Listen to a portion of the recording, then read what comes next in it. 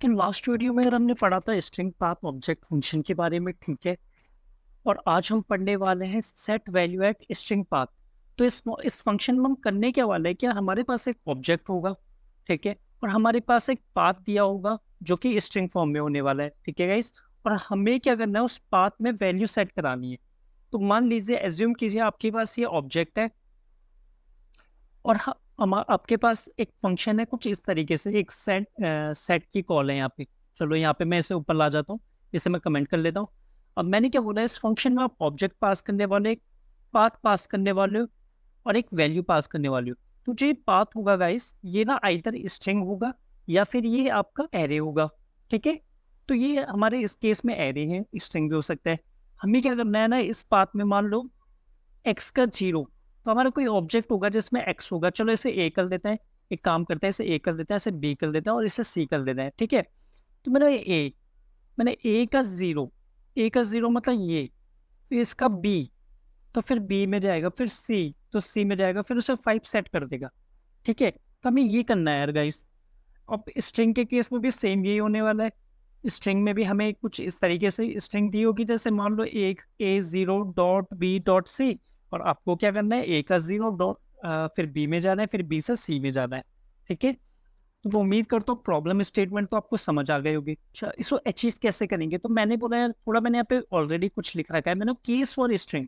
अगर स्ट्रिंग का केस हुआ, मान लो आपके यहाँ ये है, आपके पास ये है, तो आप क्या करोगे ना, इस स्ट्रिंग को स्प्लिट कर लोगे गाइस आप एम्प्टी स्ट्रिंग के बेसिस में। अगर मेरे पास एरे होता है तो एरे, आप बोलोगे एरे तो ऑलरेडी है तो एरे भी तो कुछ करना ना पड़े। ऐसा नहीं है गाइस।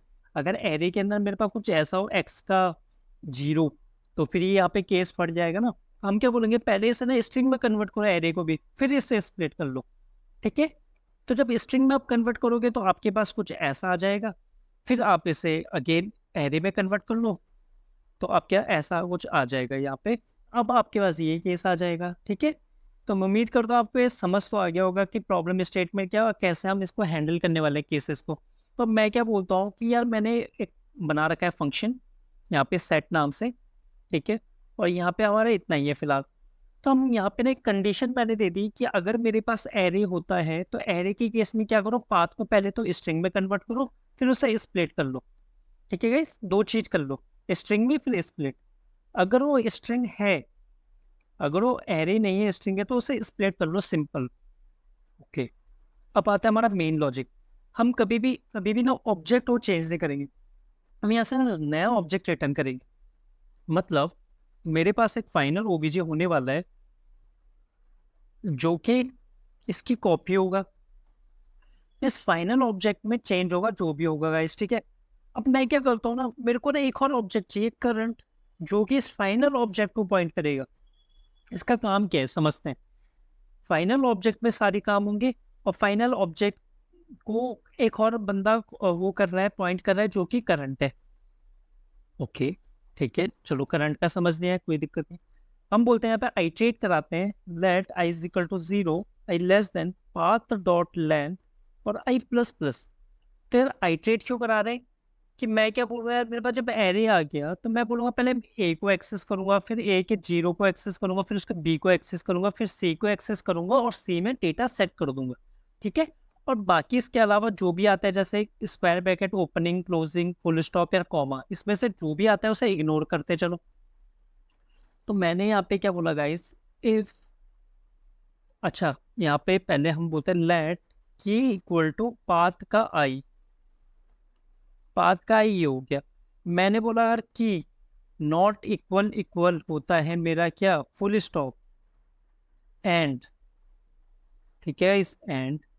मैंने बोला कि मेरा नॉट इक्वल इक्वल होता है opening brace, opening square bracket, and not equal equal होता है closing bracket, and not equal equal होता है कॉमा। जब मेरी ये चार कंडीशन सेटिस्फाई होंगी ना, तभी मैं इसके अंदर आऊंगा। अगर वो चारों में से कुछ नहीं है ना, तभी अंदर। और तभी ये देखो कि भाई एक काम कर, करंट का की, करंट की, तो करंट का मतलब क्या है गाइस। तो मान लो अगर मेरे पास ये था, ठीक है, इस वाले एग्जांपल को हम लेके चलते हैं और यहाँ पे मैंने इसे पेस्ट कर दिया और मैंने बोला ये मेरा फाइनल था, और यही मेरा करंट भी था। ठीक है, दोनों मेरे सेम ही ऑब्जेक्ट को पॉइंट कर रहे थे। मैंने बोला करंट का जो की है, तो करंट का की मतलब करंट का ए, जो कि मेरा एरे है इतना, इसको क्या करो, सेट करो करंट में, सेट कर दो। ओके, तब मैं करंट में क्या आ जाएगा, इस करंट में मेरे पास ये आ जाएगा। ओके, तो मैंने इसे अपडेट करके करंट को ये कर दिया। फाइनल मेरा अभी भी वही है। अच्छा जी, ऊपर गया, ऊपर गया तो उसे मिला होगा क्या, उसे मिला होगा ये स्क्वायर ब्रैकेट ओपन, उसे इग्नोर कर दो इसे, तो इसे जीरो मिला होगा। उसे मतलब हाँ जीरो को ले लो, तो जीरो को ले लो मतलब करंट का जीरो। देखो अब ये करंट अब मेरा गाइस ये है, और इसका जीरो है ये। ठीक है, तो उसे बोले इसके जीरो को डाल दो आप यहाँ पे। ठीक है, मतलब करंट में अपडेट कर दो। चलो जी, बिल्कुल कर दिया। अच्छा, अब कहाँ गया वो, ऊपर गया वापस। उसने बोला अब उसे क्लोजिंग मिल गया, ऐसे इग्नोर करो, फुल स्टॉप मिला, ऐसे इग्नोर करो, बी मिला, बी को ले लो भाई। इग्नोर में कैसे कर रहा हूँ मैं, एक कंडीशन लगा रखी मैंने इग्नोर करने के लिए। ठीक है, अब जैसे बी मिला तो करंट का बी, तो करंट मेरा अब यहाँ पे था मैं, इसका बी क्या है गाइस, इसका बी है ये, इसका बी है ये, तो यहाँ पे आ गया। ठीक है, अब मेरे को मिल गया करंट में ये। ओके जी, आगे गया, फिर फुल स्टॉप मिला, फिर लास्ट एलिमेंट आ गया। तो गाइस मैंने क्या बोला था, लास्ट एलिमेंट को इग्नोर कर लो। कैसे करूँ यार लास्ट एलिमेंट को इग्नोर, मैंने बोला अगर, मैंने if I equal equal equal path dot length -1 होता है। अब गाइस देखना, मतलब मैं लास्ट एलिमेंट पे आ चुका हूँ, लास्ट एलिमेंट मेरा सी है। अगर ऐसा होता है तो क्या करूँ, तो क्या करूँ, जो ये मेरा करंट है ना गाइस, अब इस करंट की वैल्यू को अपडेट कर लो। तो कैसे करूँगा मैं बोलूँगा करंट का जो की है उसमें डाल दो कितना, वैल्यू।